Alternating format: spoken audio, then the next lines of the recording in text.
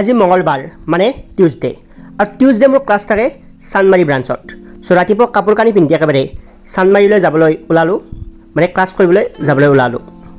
আজি পূজাৰ পিছত প্ৰথমটো ক্লাছ আৰু ক্লাছ কৰিবলৈ মই একেবাৰে এক্সাইটেড। চ' চানমাৰী পালোহি আৰু চানমাৰীত মানে যাম আৰু যাম মানে চানমাৰী এইখিনিত সদায় জাম হৈ থাকে। প্ৰায় 4-5 মাহ মানৰ পৰা মই এইখিনি জাম নোহোৱা দেখাই নাই।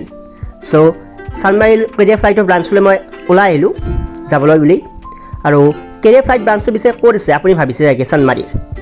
যিবিলাকে নাজানে এই বিমল অটো এজেঞ্চিখন দেখিছে যে, বিমল অটো এজেঞ্চিখনত 3rd ফ্ল'ৰত কেৰিয়াৰ ফ্লাইটৰ ব্ৰাঞ্চটো আছে, য'ত banking, SSC, railway, UGC net, CSR net এইবিলাকৰ কোচিং দিয়া হয়। লগতে APSCৰো দিয়া হয় আজিকালি।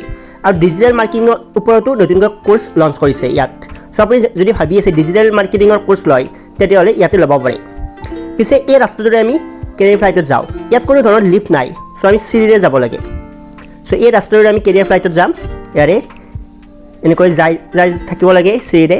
চ' কোনো ধৰণৰ লিফ্ট নাই, চ' চিৰিৰে যাব লাগিব। 3rd ফ্ল'ৰত আছে। চ' ভাগৰো লাগিব পাৰে অলপ। চাই থাকক কেনেকৈ যাওঁ। পিছে